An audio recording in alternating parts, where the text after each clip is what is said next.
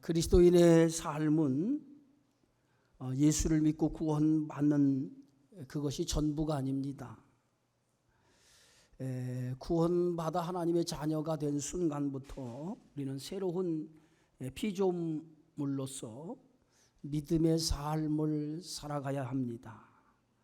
그 믿음의 삶을 살아가는 그 모든 과정을 우리는 영적 예배로서의 삶이라고 성경은 우리에게 가르치고 있습니다. 소도마서 12장 1절에 너희 몸을 하나님이 기뻐하시는 산 제물로 드리라. 이는 너희가 드릴 영적 예배다라고 말하고 있습니다. 우리 몸을 하나님이 기뻐하시는 산 제물, 살아있는 모습으로 삶으로 드려지는 예배, 그것이 영적인 예배고 하나님이 기뻐하시는 예배라고 말하고 있습니다. 그리스도인들이 영적 예배자로 살아가는 현장은 세상입니다. 우리는 세상을 벗어나서 살아갈 수 없습니다. 우리가 살아있는 동안은 반드시 이 세상이라고 하는 공간 속에서 저와 여러분은 살아가야 되고요. 또 이 세상이라고 하는 공간에 살아가는 동안은 하나님의 백성이면서 또 이 나라 민족의 백성으로서 살아가게 되어집니다.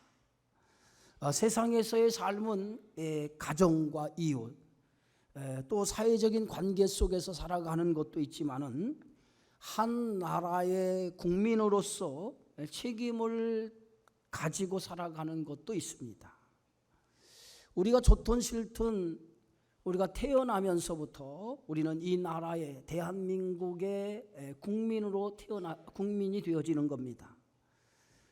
국민이 되어지는 순간 우리는 국가는 국민을 책임지게 되어져 있고요. 국민은 국가에 대한 국민으로서 의무가 있다라고 하는 사실입니다. 국가가 싫어도 우리는 이 나라 국민이라고 하는 사실은 변함이 없습니다. 이 나라에 사는 한 우리는 국가가 정한 법의 테두리 안에 살아갈 수밖에 없는 것이 오늘 우리들의 현실입니다. 그래서 국민은 반드시 국가가 정한 법을 지키고 살아가야 됩니다. 그리스도인이라고 해서 국가가 정한 이 법을 지키지 않고 살아간다라고 하는 것은 이 나라에서 정한 법을 어기는 거예요.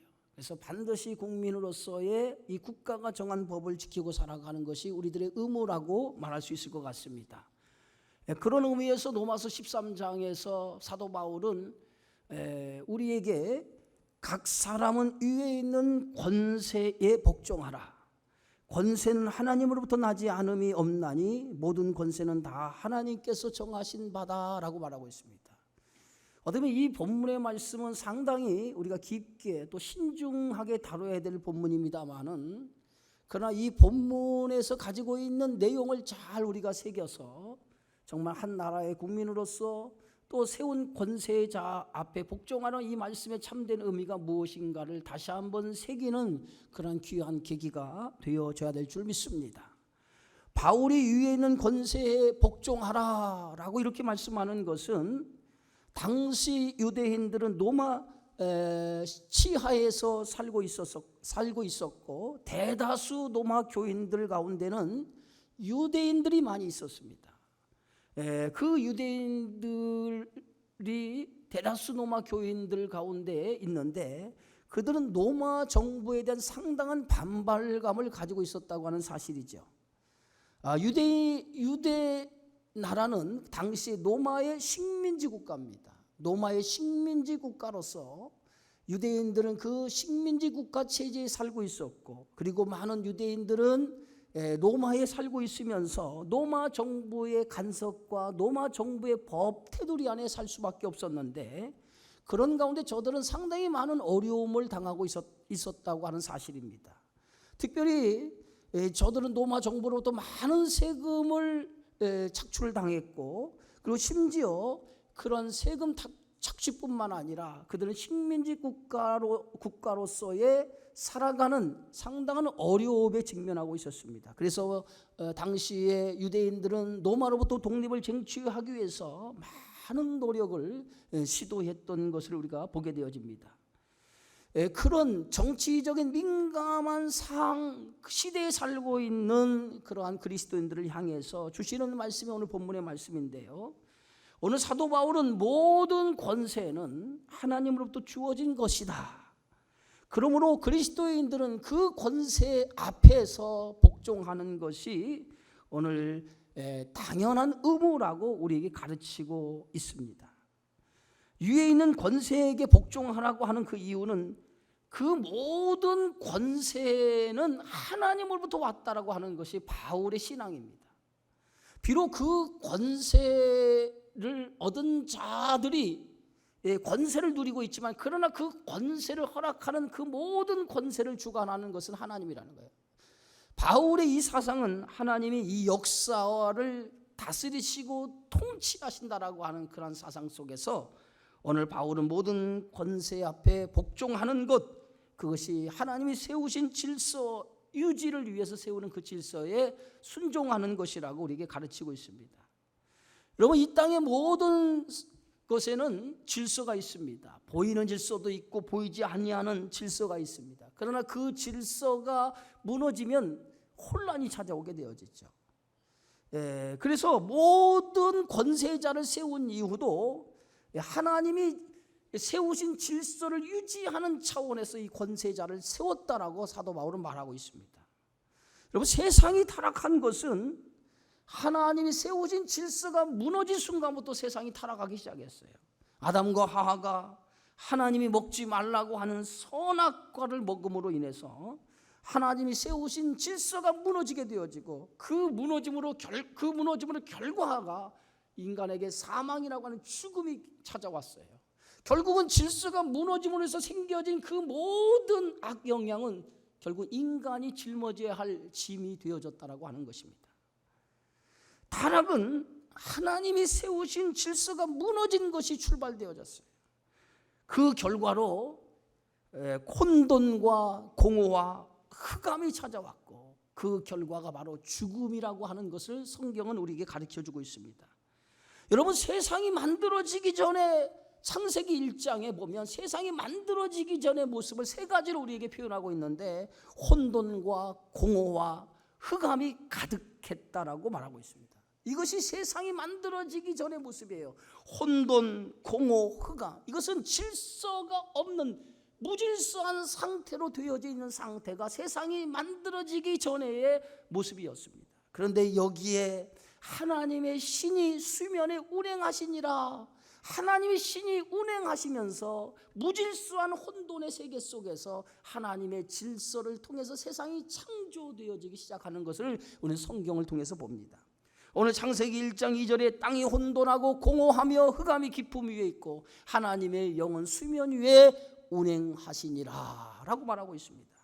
하나님의 신이 수면 위에 운행하셨다고 하는 무질서한 상태에 놓여져 있는 이 세상에 하나님의 신이 움직이면서 혼돈과 흑암과 공허가 가득한 이 세상을 하나님은 질서 있게 조화롭게 세상을 창조해 나가기 시작하는 것을 보게 되어지죠. 하나님은 이 세상을 창조한 첫 번째로 빛이 있으라 하나님의 말씀하심을 통해서 빛을 만들었습니다. 그리고 그 빛을 만드시고 빛과 어둠을 나누시고 빛을 낮이라 칭하시고 어둠을 밤이라 부르시면서 이것이 첫째 날 창조의 역사였습니다. 두 번째 날의 창조의 역사는 세상이 물로 가득 차였다고 그랬어요. 그런데 세상이 물로 가득 차있는 이 궁창을 궁창 위의 물과 궁창 아래의 물로 나누고 궁창 위의 물을 바다라 명하셨다라고 성경은 말하고 있어요. 그래서 이 궁창 위에는 물로 가득 차여졌는데 이 물이 언제 쏟아졌느냐? 노아의 홍수일 때 궁창이 열리면서 궁창 위에는 물이 쏟아지고 아래에서도 물이 쏟아져 온 지면에 물로 가득해 하나님의 심판이 이루어졌다라고 말하고 있습니다. 이것이 둘째 날 창조입니다. 세 번째 날의 창조는 천하의 물을 한 곳으로 모았습니다. 그래서 천하의 물을 한 곳으로 모았으니 그 천하의 물이 한 곳으로 모인 곳이 바다가 되어지고, 그리고 묻이 드러나는 것을 육지, 땅이라고 하나님이 부르셨습니다. 이렇게 해서 첫째 날, 둘째 날, 셋째 날까지 하나님은 무질서한 이 세상을 하나님이 질서 가운데 조화롭게 세상을 창조하기 시작해서 모든 이 세상을 하나님이 창조, 무에서 유를 창조하시고 넷째 날에서 여섯째 날까지 창조된 무에서 유를 창조된 이 공간에 하나님은 하나하나 채워가시는 그 창조가 넷째 날에서 여섯째 날까지 이루어진 그러한 창조의 사건인 것을 보게 되어지죠. 그래서 넷째 날에서부터 여섯째 날까지 하나님은 하늘의 궁창에는 생명체를 만들어놨는데 해와 달과 별을 그 안에 두고 또 낮과 밤을 주관하게 하시고 물은 생물을 번성하게 하고 공중에는 새가 날아다니게 하고 바다에는 온갖 물고기를 창조하시고 땅은 생물을 그 종류로 내고 땅의 짐승과 가축이 기른 것을 그 종류대로 하나님이 만드신 그 공간 안에 그 공간을 채워놓음으로써 하나님의 창조가 마쳐지게 됩니다. 그리고 마지막 날 하나님은 여섯째 날에 마지막으로 하나님의 형상과 하나님의 모습을 따라 인간을 창조하시죠. 그것이 창조의 완성이었어요. 여러분 한번 보세요. 하나님이 이렇게 세상을 질서 있게 창조하시지 아니하시고 혼돈과 공허와 흑암이 깊음 위에 있는 그 위에 제일 먼저 하나님이 인간을 창조하셨다면 인간은 어떻게 살 수 있을까요? 인간은 살 수 있는 환경이 만들어지지 않은 상태에서 인간을 만들었다면 인간은 살아갈 수 없었을 거예요. 그러나 하나님은 첫째 날에서 여섯째 날까지 완벽하게 하나님의 질서 가운데 세상을 만드시고 마지막 날 인간이 살 수 있는 모든 환경을 만들고 난 다음에 인간을 만드셨다는 거예요. 이것이 하나님이 세우신 질서라는 거예요.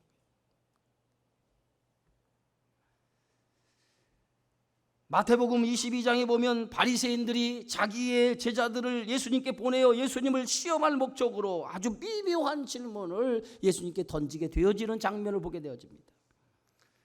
선생님, 가이사에게 세금을 바치는 것이 옳습니까? 아니면 이것이 불합리한 것입니까? 라고 하는 그런 질문이었어요. 가이사에게, 당시 황제인 로마 황제인 가이사에게 세금을 바치는 것이 옳은 것입니까? 아니면 부당한 것입니까? 라고 하는 질문을 예수님께 미묘한 문제를 예수님께 던지게 되어지죠. 만약 예수님이 세금을 바치는 것이 옳다고 말씀하시면 하나님의 백성인 유다 백성을 배신하는 매국노라고 그들이 규탄할 속셈을 가졌고, 만약에 예수님이 세금을 바치지 말라고 하면 로마 정부의 국법을 어기는 반역자를 고발할 속셈을 가지고 그들 내면에는 예수님을 시험해서 예수님을 넘어뜨리려고 그런 계획에 예수님 앞에 이 질문을 던졌던 것을 봅니다. 그러자 예수님께서는 은전 하나를 꺼내어 내보이시면서 이 은전에 누구의 형상이 새겨져 있느냐라고 그들에게 물었습니다. 그랬더니 그들이 대답이 가이사의 형상이 이 은전에 새겨져 있습니다 라고 대답하니까 예수님께서 이렇게 말씀하시죠. 가이사의 것은 가이사에게, 그리고 하나님의 것은 하나님 앞에 드려라. 그들의 교묘한 그런 시험을 예수님은 지혜롭게 그들의 시험을 물리쳤던 것을 보게 되어지죠. 오늘 예수님은 오늘 본문의 말씀을 통해서 그리스도인들이 가지고 있는 이중의 의무가 있다고 하는 것을 우리에게 가르치고 있습니다. 첫 번째는 오늘 그리스도인들은 지상의 정부를 향한 의무가 있고, 또 하나는 하나님의 나라의 백성으로서의 의무, 이 두 가지 의무가 동시에 우리 그리스도인들에게 주어져 있다고 하는 사실이에요. 그리스도인들에게는 지상에 이 나라에 속하 있으면서 이 나라의 백성으로서의 의무가 있고, 또 하나는 하나님의 나라의 백성으로 사는 한 하나님의 백성으로서의 의무가 우리에게 주어져 있다는 거예요. 이 두 가지 의무가 우리 그리스도인들에게 있다고 하는 것입니다. 그리스도인은 하나님 백성인 동시에 이 나라 백성인 것입니다. 그래서 아무리 우리 나라의 권세가 불합리해 보여도 우리는 그 권세 앞에 복종하라 라고 하는 것이 오늘 사도 바울의 말씀이에요. 그것은 하나님의 세우신 질서라고 말하는 겁니다. 불합리한 거지만 그 불합리한 것도 우리가 그 불합리한 것을 하나님이 세우신 질서라고 믿고 그것을 우리가 복종해야 된다는 거예요. 그 불합리하다 그 질서에 불순종하자면 혼란이 찾아오고 어둠이 찾아온다는, 결국은 그것의 피해는 우리 국민이, 우리 모두가 고스란히 당할 수밖에 없다라고 하는 것이죠. 그러면서 오늘 로마서 13장 2절에 이렇게 말합니다. 그러므로 권세를 거스리는 자는 하나님의 명을 거스리니 거스리는 자들은 심판을 자취하리라. 하나님이 세우신 체제, 하나님이 세우신 권세, 여기에 거스리지 말라고 말하고 있습니다. 여러분, 이 권세자에게 복종하라고 하는 건 권세는 단순히 통치자, 이 나라의 통치자만을 의미하는 게 아니에요. 권세자는 오늘 어떤 이 권세자는 어떤 위치에 있는 사람, 지도자의 위치에 있는 사람을 가리켜서 권세자들이라고 이렇게 말할 수 있습니다. 특별히 오늘 에베소서 6장에 보면 부모와 자녀의 사이의 관계에 있어서도 자녀들아 부모에게 순종하라라고 이렇게 가르치고 있습니다. 부모와 자녀의 관계는 하나님의 세우신 보이지 않는 질서인 것입니다. 부모가 못마땅하다고 부모의 권위에 도전하거나 불순종하면 어떻게 되겠습니까? 그 가정은 콩가루 가정이 되어지는 거예요. 아무리 부모가 못마땅한다 할지라도 부모의 권위에 도전하는 것은 질서를 어기는 거예요. 또 하나, 부부관계에 있어서도 아내들이여 남편에게 복종하라 이렇게 가르치고, 성경은 이렇게 가르치고 있습니다. 가정에 있어서 머리가 남편이라는 거예요. 상하 관계에 있어서 남편이 머리가 아니라, 아내들이여 남편들을 사랑하라고 얘기한 것처럼 아내를 사랑하는 이유는 한 몸이기 때문에 사랑하는 것이고, 남편들에게 복종하라고 하는 것은 남편은 그 가정의 머리라는 거예요. 하나님이 세우신 질서의 머리로 그 가정에 남편을 세웠다는 거예요. 그런 의미에서 남편에게 복종하라는 거예요. 가정에 머리가 없으면 어떻게 되겠습니까? 종과 상전의 관계에서도 상전에게 종들은 복종해야 된다라고 말하고 있습니다. 고용인과 피고용인의 관계에서도 복종에 대해서 우리에게 가르치고 있는데, 그 이유는 질서를 유지하기 위해서. 이렇게 사회 곳곳에서 권세를 맡은 자들, 이것은 하나의 지도자들, 이것은 하나의 질서를 유지하는 차원에서 세워진 것들이라는 거예요. 그러한 것들이 무너지면 사회의 기반이 무너진다는 거예요. 그래서 모든 것을 하나님이 세우신 질서라고 하는 것을 인정하고 그 질서에 순종하고 복종하는 것이 오늘 우리들의 의무고 우리들이 해야 할 일이라고 말씀하고 있습니다. 예수님은 아무런 죄가 없음에도 불구하고 재판을 받는 과정이 우리가 복음서, 사복음서에 기록이 되어져 있습니다. 그리고 예수님 그 재판의 과정에 있어서 예수님의 무죄함을, 죄가 없음이 그 재판을 통해서 명백히 드러나고 있어요. 그러나 마지막 재판을 받았던 이 빌라도도 예수님의 신문하고 예수님의 모든 제목을 조사해 봤지만은 예수님이 제목이 없음을 드러냈어요. 그러나 빌라도는 예수님을 사형 언도를 내렸어요. 예수님은 죄 없는 자신에게 사형 언도를 내린 빌라도의 그 권세를 여러분, 예수님은 그대로 받아들였어요. 비록 잘못된 권세에 의해 사형 언도를 받더라도 그것이 위로부터 난 권세라고 예수님을 인정하셨던 것을 보게 되어지죠. 그래서 요한복음 19장 11절에 위에서 주지 아니하셨더라면 나를 해할 권한이 없어. 네가 가진 이 권세는 위에서 주신 권세라고 하는 것을 예수님은 빌라도의 권세를 인정했던 것을 보게 되어집니다. 우리가 세상 권세에 복종하는 것은 세상 권세를 가진 자가 두렵기 때문에 우리가 세상 권세에 복종하는 것이 아닙니다. 우리가 세상 권세에 복종하는 것은 하나님께서 세상을 창조하시고 세상을 경영하시고 계시는 것을 믿기 때문에 우리가 하나님의 말씀에 순종하는 차원의 위에 있는 권세에 복종하는 것이라고 하는 사실이에요. 우리는 분명히 신앙을 고백합니다. 이 세상의 모든 통치, 모든 다스림은 이 나라 권세자가 통치하는 것 같지만 그냥 궁극적으로 우리는 역사를 주관하시고 역사를 다스리시고 역사를 섭리하시는 것이 우리 하나님이시라는 거예요. 그것이 우리 믿는 성도의 신앙의 고백이 되어져야 될 줄 믿습니다. 권세자들에게 복종하라고 하니까 악한 권세자에까지 복종해야 되느냐, 이런 질문을 던지는 성도들이 있을 거예요. 예를 들면 히틀러나 이런 지금은 산부자가 통치하고 있는 이 북한 정권, 그런 잘못된 정권에 복종해야 하느냐, 이것이 하나님이 세우신 질서냐라고 반문할 수 있습니다. 그러나 신학에서 하나님의 뜻을 말할 때는 두 가지 의미의 하나님의 뜻을 우리가 말할 수 있습니다. 첫째는 최선의 뜻과 허용의 뜻이 있어요. 최선의 뜻과 허용의 뜻. 최선의 뜻이라고 하는 것은 본래 하나님의 의도하는 목적에 맞는 뜻대로 살아가는 거예요.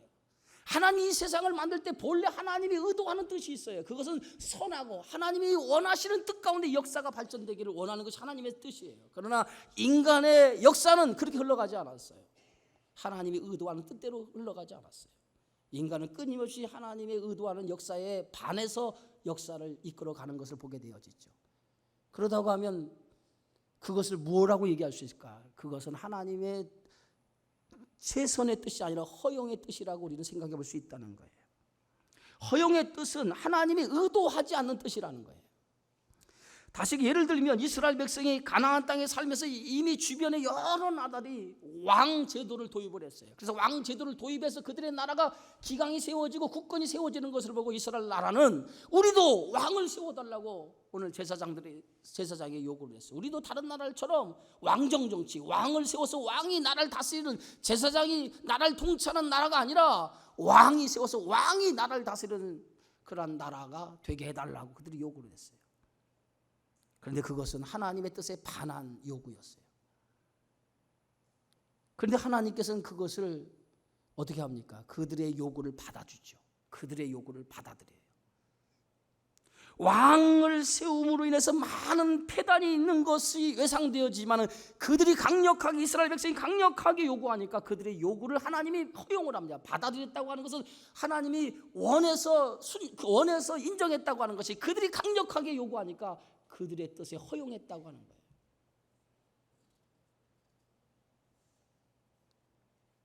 허용이라고 하는 것이 뭡니까? 인간의 선택을 존중했다는 거예요. 그러나 그것은 하나님이 원하는 뜻이 아니라는 거예요. 여러분, 선악과를 만들 때 하나님께서 선악과를 먹음으로 해서 인간이 타락하는 것을 생각하고 선악과를 만든 그것은 아니죠. 인간의 자유의지를 통해서, 선악과를 통해서 인간이 먹을 수 있는 권리도 있고 먹지 않을 수 있는 권리가 있어요. 그러나 하나님은 분명히 이것은 하나님이 세우신 질서고 먹음으로 인해서 너희가 하나님 앞에 저주를 받을 것이라고 하는 걸 분명히 명시했습니다. 그러나 인간은 하나님 뜻에 반해서 선악과를 먹은 것은 인간의 자유의지였다는 거예요. 그 자유의지의 결과가 인간에게 뭐가 왔어요? 죽음의 결과를 찾아온 거예요. 마찬가지로 오늘 허용이라고 왕의 제도에 폐단이 있음을 알고도 그들이 우리에게 왕을 달라, 그래서 결국은 하나님께서 그들의 요구에 허용을 했어요. 하나님의 뜻은 안 하지만 그들의 요구하니까 허용을 했어요. 자유의지의 결정을 그들이 받아들였어요. 그러나 그 결과의 대가는 철저히 누가 지불해야 됩니까? 그들 스스로가 그 대가를 지불받아야 된다라고 하는 거예요. 여러분, 나라의 통치자를 뽑는 게 누가 뽑습니까? 국민이 뽑아요. 뭘로 뽑습니까? 투표를 통해서 뽑아요. 그러면 그 투표를 통해서 뽑은 그 대통령, 그 정치가, 권세가 모든 그건 국민이 책임져야 될 몫이라고 생각이 되어집니다. 잘못 뽑았으면, 잘못 뽑은 책임은 누가 져야 됩니까? 국민이 져야 돼요. 그렇다면 잘못 뽑았다고 해서 그 잘못 뽑은 그 정치인을 위해서 국민이 무조건 비판만 해야 되냐? 그렇지 않습니까? 우리가 어떻든 투표로 해서 뽑았으면 그 투표를 뽑은 그 정권을 인정하고 그 정권이 잘 되도록 기도해주고 협조해주는 것이 국민의 몫이라고 하는 사실이에요. 지도자를 세우는 것은, 이것은 한 나라의 지도자를 세우는 것은 단순히 어떤 누가 세우는, 국민이 세웠지만 그러나 그것을 통치하는 것은 하나님이신 것을 성경은 우리에게 가르치고 있습니다. 잘못된 결과를 초래하는 것은 그것은 우리의 몫이라는 거예요. 우리가 잘못 선택했기 때문에 당하는 우리의 몫이라는 거예요. 그러므로 해서 그 결과는 엄격하게 우리가 수용하는 자세를 가지고 이 정권이든 어떤 정권이든 그 정권이 들었으면 그 정권이 잘 되도록 하는 것이 우리들의 몫이라고 하는 것을 우리는 기억해야 된다고 하는 것이 성경의 의미의 말씀이 되어 있는 줄 믿습니다. 요즘에 상당히 진보와 보수 갈등이 굉장히 심하죠. 교회 안에서도 진보적인 세력이 있고 보수적인 세력이 있습니다. 여러분, 사상의 논쟁은 교회 안에서도 이것이 뜨겁게 되는 논쟁인데 될 수 있으면 교회 안에 사상의 논쟁을 가져서는 안 돼요. 여러분, 사상의 논쟁은 보수나 진보나 역사가 지나가면 보수가 진보가 될 수 있고 진보가 보수가 될 수 있어요. 여러분, 2019년이 여러분이 원하는 정의가 뭐냐라고 얘기하지만 이것은 정의가 아닙니다. 시대가 지나면 이 정의도 바뀔 수밖에 없어요. 왜? 이것은 진리가 아니기 때문에 그렇습니다. 그러나 진리는 변하지 않는 거예요. 역사와 시간이 흘러도 진리는 변하지 않는 게 진리입니다. 그러면 진리가 뭡니까? 하나님의 말씀이에요. 우리는 하나님의 말씀의 뜻에 반한 것이면 목숨을 걸고 싸워야 돼요. 그러나 하나님의 진리가 아닌 거에 의해서 우리가 진보니 보수니 이런 것 때문에 싸워서 서로가 상처를 입고 서로가 다투서는 안 된다고 하는 거예요. 우리가 싸워야 될 것은 진보나 보수나 이러한 사상적인 것이 아니라 우리는 진리를 지키는 하나님의 말씀을 지키는 일에는 생명을 걸고 싸워야 될 줄 믿습니다. 그것이 우리의 신앙의 고백이 돼야 돼요. 우리가 국가에 조세를 바치는 이유가 어디 있습니까? 나라가 우리 대신에 국민의 안정과 행복을 지켜주기 때문에 우리는 국가에 세금을 내는 거예요. 만약에 국가가 우리의 국민의 안정과 행복을 지켜주지 못하면 우리 세금 낼 이유가 아무것도 없어요. 그러나 우리가 세금을 내므로 통해서 국가가 우리 국민의 안정과 평화를 유지하는 일에 국가가 우리에게 도움을 준다고 하는 거예요. 그렇기 때문에 세금을 냅니다. 만약 국가가 국민을 위해 존재하지 않으면 국민은 우리가 국가를 위해 세금 낼 이유도 하나도 없는 것처럼 국가는 국민을 위해 존재하고 지도자는 국민을 위해 존재하는 것입니다. 그래서 오늘 성경의 말씀 로마서 13장 6절에 너희가 조세를 바치는 것도 이로 말미암음이라 그들이 하나님의 일꾼이 되어 이 일에 항상 힘쓰느니라. 예? 우리가 위에 있는 권세에게 복종하는 이유를 어떤 사람은 칼을 가졌기 때문에 복종하는 것이라고 생각합니다. 그러나 우리가 위에 있는 권세에 복종하는 것 성경은 이렇게 말합니다. 그러므로 복종하지 아니할 수 없으니 진노 때문에 할 것이 아니라 양심을 따라 할 것이나 우리가 양심대로 행동하는 거예요. 그리스도인들은 선과 악을 구분할 줄 알아야 돼요. 그래서 우리가 모든 일에 있어서 어떤 정치적인 노선에 움직이는 것이 아니라 양심에 따라서 성경의 법에 따라서 움직이는 신앙의 자세를 갖는 것이 옳은 모습이라고 말할 수 있을 것 같습니다. 그래서 우리 그리스도인은 스스로 정직해야 돼요. 나는 정직하지 않은데 상대방이 정직하기를 요구하는 것은 그것도 우리가 잘못된 것이에요. 내가 정직하게 살아가고 그럴 때 상대방에도 정직한 것을 요구할 수 있어요. 나는 정직하지 못한데 상대방이 정직하게 요구하는 것도 이것도 잘못된 것이라는 거예요. 그래서 항상 우리는 양심의 법이라고 하는 것을 지키면서 우리 스스로가 정직하게 살아가는 그런 신앙의 자세가 우리 성도들 가운데 있어져야 될 줄 믿습니다. 우리가 국가에 세금을 바치는 것도 국민의 의무로서 세금을 바치는 거예요. 당시 로마 정부는 국민들에게 가중한 세금을 부과했습니다. 특히 식민지 국가에 사는 국민들에게 많은 세금을 거두었어요. 로마에 사는 그리스도인들은 세금으로 인해 많은 부담을 가지고 있었고 실제적으로 조세에 저항을 하는 일도 있었습니다. 그러나 국가의 국민이라면 그러한 불합리한 것도 있지만 그러나 그 불합리한 것 안에서도 우리가 어쩔 수 없이 순복할 수밖에 없는 것이 현실이라고 하는 사실이죠. 그래서 오늘 성경은 이렇게 말합니다. 모든 자에게 줄 것은 주되 조세를 받은 자에게는 조세를 바치고 관세를 받을 자에게는 관세를 바치고 두려워할 자를 두려워하며 존경할 자를 존경하라. 여러분, 나라를 향한 국민의 의무 가운데 하나가 뭐냐면 세금을 바치는 거예요. 이것이 우리가 예국하는 길입니다. 여러분, 예국이 이 세금이라고 하는 것을 여러분들이 많이 내는 사람이 불합리하다고 생각할 수 있어요. 왜냐하면 많이 내기 때문에 불합리할 수 있어요. 그러나 그 세금이 누구를 위해 씁니까? 세금이 자기들의 사리 사욕을 위해서 쓴다라고 하면 그건 불합리한 거예요. 그러나 세금이 국민을 위해서 쓴다면 그 세금은 불합리한 것이 될 수가 없잖아요. 세금을 내는 목적 중에 하나가 국가의 제도를 유지하기 위해서며 또 하나 세금을 통해서 온 국민이 혜택을 주기 위해서 세금을 걷는 거예요. 많은 세금을 거두면 결국은 그 세금을 통해서 뭐예요? 국가의 모든 기반과 국민을 위해서 쓰는 것이 세금 아니겠습니까? 근데 세금을 내는 것은 어떻게 보면 이웃사랑을 실천한 일이라고 생각해 볼 수 있을 것 같아요. 많이 버는 자는 많이 내고 적게 버는 자는 적게 내는 것이 원칙 아닙니까? 예? 많이 버는 자는 많이 내야 돼요. 적게 버는 자는 적게 낼 수밖에 없어요. 감리교는 연금 제도가 있습니다. 제가 은퇴하는 시점 70부터 연금을 받게 되어져 있어요. 그 연금은 얼마를 받냐면 딱 92만 원을 받습니다. 92만 원. 그것도 92만 원을 받는데 40년을 목회를 채워야 92만 원을 받습니다. 40년을 채우지 못하면 1년에 2만 3천 원씩 깎입니다. 그럼 40년 넘게 하면 어떻냐? 40년 넘게 해도 92만 원 받습니다. 근데 20년 목회하면 2만 3천 원 곱하기 20년입니다. 그거밖에 못 받아요. 그런데 이 응급제도는 저는 그 3년에 한 번씩 한 달에 월급을 100% 냅니다. 기여금이라고 해서 3년에 한 번씩 내가 월급의 100%를 내야 돼요. 개척교회 월급이 없는 최저 생계비를 내야 됩니다. 최저 생계비 60만 원입니다.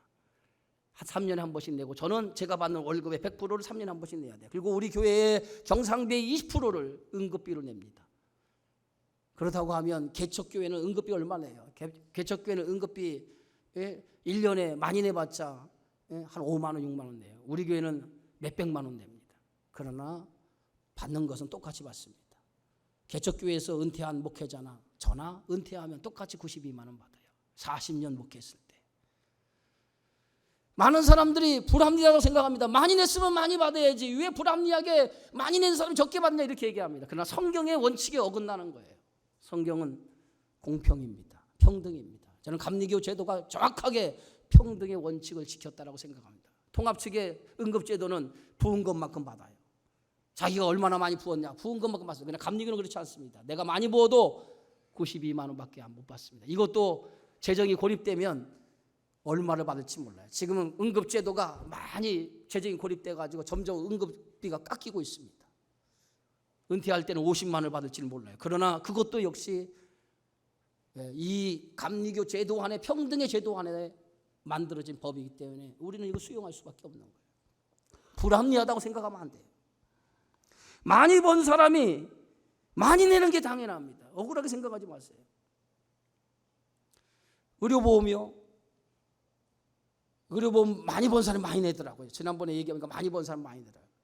그런데 여러분 병원 한번 가보십시오. 제가 이번에 수술을 했어요. 병원비가 한 100만 원 정도 나왔습니다. 100만 원 정도 나왔는데 의료보험에서 300만 원을 내줬더라고요. 제가 100만 원 내고 의료보험에서 300만 원을 내줬어요. 만약에 의료보험 제도가 없었으면 저는 얼마를 내야 돼요? 400만 원을 냈어야 돼요. 그럼 국가에서 300만 원 혜택을 줬어요.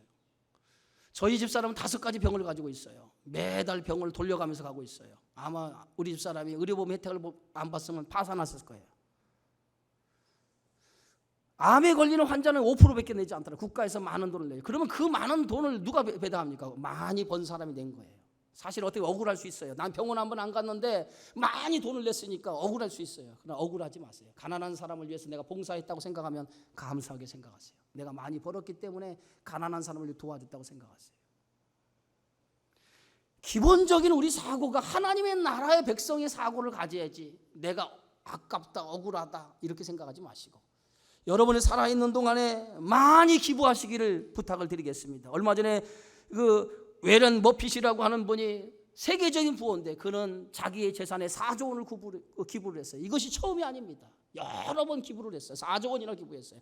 그 사람은 돈이 아깝지 않아서 아깝지 않겠습니까? 그러나 그의 정신은 가난한 사람들, 내가 돈을 벌었으니 내가 이 돈을 버는 것을 이웃을 위해 써야겠다는 생각을 기본적으로 가지고 있어요. 제가 유럽에 여행을 했습니다.